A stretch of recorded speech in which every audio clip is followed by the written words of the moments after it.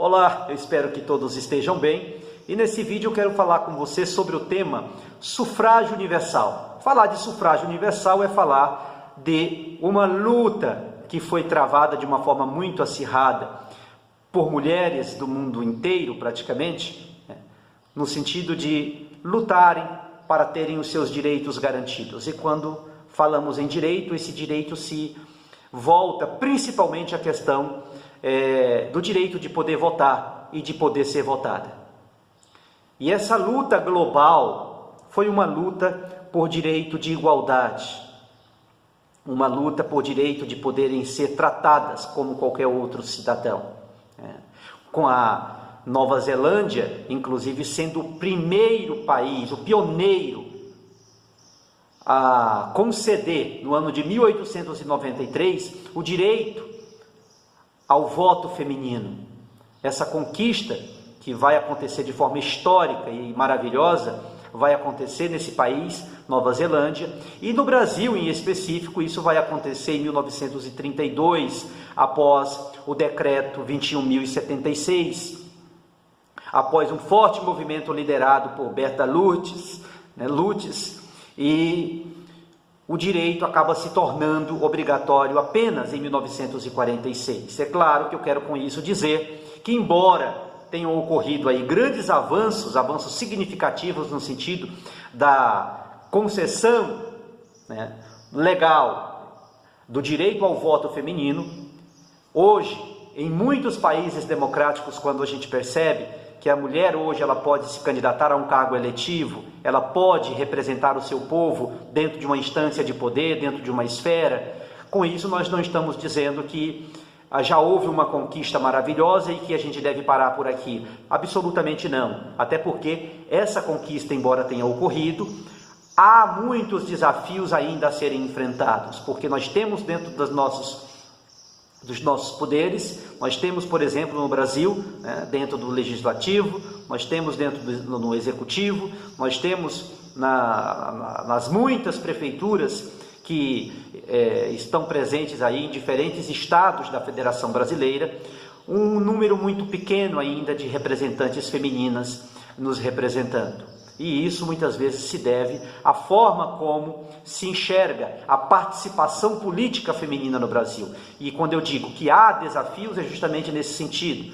É no sentido de permitir que a sociedade entenda que a mulher, ela precisa continuar ainda conquistando o seu direito, precisa estar ainda no campo de batalha e lutando para poder chegar em algum lugar. Isso é um reflexo daquilo que um dia não era permitido. E hoje, graças a esses movimentos que continuaram acontecendo e que continuam acontecendo, a partir do empenho de mulheres lutadoras, bravas no sentido de estarem ali na linha de frente, lutando pelos seus direitos de igualdade, de terem os seus direitos reconhecidos, muitas estão conseguindo chegar dentro desses espaços e estão conseguindo mostrar que a sua capacidade de poder liderar, muitas vezes, ela se expressa até muito mais efetiva e muito mais eficaz do que muitos que acreditavam que somente eles poderiam ter ali aquela condição de poder exercer um cargo eletivo dentro de uma esfera de poder.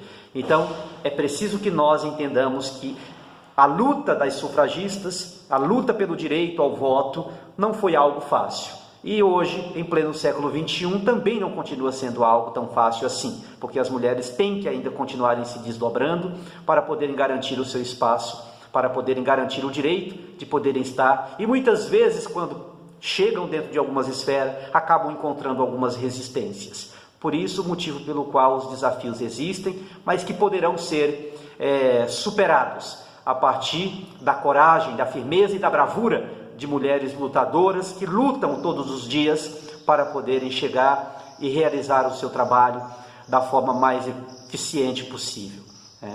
Pois bem, falei de Nova Zelândia, falei que Nova Zelândia foi esse país que garantiu o direito ao voto à mulher em 1893, mas no caso aqui do Brasil, a gente teve o voto, o direito ao voto sendo garantido à mulher em 1932, mas isso só vai se consolidar de forma absoluta, de forma muito mais efetiva em 1946, e a gente vai ter ali o primeiro estado brasileiro, né, que foi o Rio Grande do Norte, que foi o pioneiro com a lei estadual 660, permitindo o voto feminino.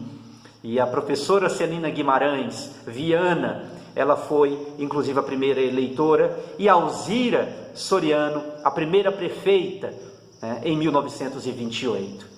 Então, a história do Brasil nesse sentido, digamos, em conceder o direito ao voto feminino, é algo muito recente. Enquanto alguns países se destacaram de uma forma muito mais rápida, o Brasil ele praticamente travou, né, e manteve-se aquela visão patriarcalista, né, patriarcal, aquela visão voltada muitas vezes para o homem como sendo aquele capaz de poder liderar, capaz de poder estar dentro da política, dentro de um espaço de poder e fazer um trabalho. E a mulher simplesmente passa a ter o seu direito garantido. Mas tudo isso, em resumo, se deve ou se deveu justamente à bravura e à insistência dessas mulheres que vêm desde muitos anos lutando para fazer valer tudo isso que muitas dessas mulheres hoje estão conseguindo alcançar. Então, é algo maravilhoso saber que dentro de um país como o nosso, mulheres lutaram, mulheres foram para o campo de batalha, mulheres destemidas, fortes, bravas, aguerridas e com um sentimento de bravura, não se calaram e lutaram pelos seus direitos. 1932 até agora não é tanto tempo, mas esse pequeno espaço de tempo já fez com que muitas coisas pudessem acontecer, e acredito que muitas coisas poderão acontecer, vendo hoje a luta dessas mulheres em diferentes aspectos políticos, principalmente, lutando, resistindo, combatendo e se fazendo presente, no sentido de demonstrar que elas também podem exercer o seu poder, podem se tornar prefeita, pode se tornar uma deputada, pode se tornar uma senadora da República, uma presidente. E essa luta, na verdade, elas não colocaram um fim, continuam desbravando e continuam acreditando que o amanhã pode ser melhor do que o hoje. Hoje já vivenciamos algumas conquistas, mas essas conquistas, obviamente, elas continuarão tomando forma e se intensificando com mais veemência, quando percebe-se que essas mulheres continuam aguerridas e prontas para continuarem resistindo e acreditando que o limite, ele não existe. O que existe é uma covardia. E como muitas não são covardes e pretendem chegar lá, acredito que muitas coisas ainda irão acontecer positivamente no nosso país. Portanto, fico por aqui. Um forte abraço a todos. Um Feliz Natal, antecipado, um Feliz Ano Novo, e que venha aí um ano repleto de muita luz, de muita paz para todos nós. Um abraço e até outra oportunidade.